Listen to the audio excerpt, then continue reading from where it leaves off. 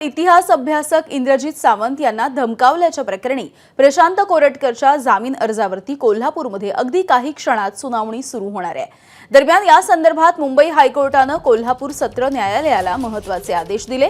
गेल्या सुनावणीमध्ये आमचं म्हणणं ऐकून घेतलं नाही असा दावा राज्य सरकारने केला होता आणि त्यामुळे सरकारची बाजू नीट ऐकून घ्या आणि त्यानंतर निर्णय द्या असे निर्देश हायकोर्टाने कोल्हापूर सत्र न्यायालयाला दिलेले आहेत।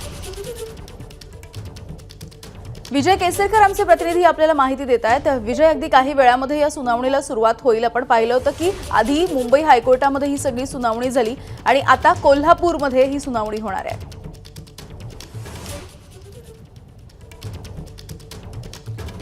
यामिनी अगदी बरोबर आहे। पुढच्या काही मिनिटांमध्ये कोल्हापूरच्या जिल्हा सत्र न्यायालयामध्ये ही जी सुनावणी आहे ती होणार आहे। कारण 11 तारखेपर्यंत म्हणजे आजपर्यंत प्रशांत कोरटकरला अंतरिम जामीन आहे तो मिळाला होता आणि आजचा शेवटचा दिवस असल्यामुळे आता कोर्टामध्ये नेमकं काय होतं हे पाहणं खूप महत्त्वाचं असणार आहे। आणि त्याच्याबरोबरच जुना राजवाडा पोलीस ठाण्यानं हायकोर्टामध्ये जी याचिका केली होती त्याची जी सुनावणी सकाळी झाली त्यामध्ये हायकोर्टानं असं म्हटलेलं आहे की कोल्हापूर जिल्हा सत्र न्यायालयानं जे सरकारी वकील आहेत त्यांचं म्हणणं ऐकून घेऊन मग पुढील ज्या सूचना असतील किंवा जे पुढील निर्णय असेल तो देणं खूप गरजेचं आहे। अशा पद्धतीच्या सूचना आहेत त्या हायकोर्टाने कोल्हापूर जिल्हा सत्र न्यायालयाला दिल्या आहेत। त्याचबरोबर या ठिकाणी काही सामाजिक संघटना आहेत त्यांनी देखील हस्तक्षेप याचिका आहे ती दाखल केली आहे। त्यामुळे प्रशांत कोरटकरच्या अडचणीमध्ये वाढ आहे ती होण्याची शक्यता निर्माण झालेली आहे। कारण आपण ज्या पद्धतीनं म्हणतोय की कोर्टानं आमचं देखील म्हणणं ऐकून घेतलं पाहिजे, कारण छत्रपती शिवाजी महाराजांचा अवमान आहे तो त्याने केलेला आहे आणि अशावेळी आमचं जे म्हणणं नेमकं काय आहे, शिवप्रेमींचं म्हणणं काय आहे हे देखील कोर्टासमोर आम्ही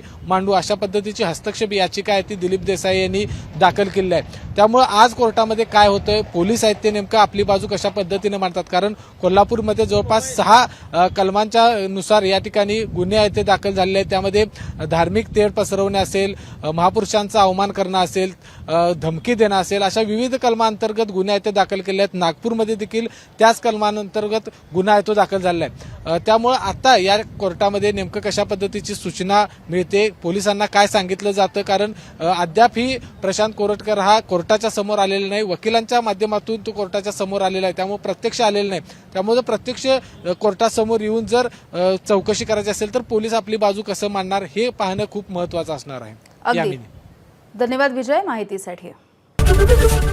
एबीपी माझा, उघडा डोळे बघा नीट।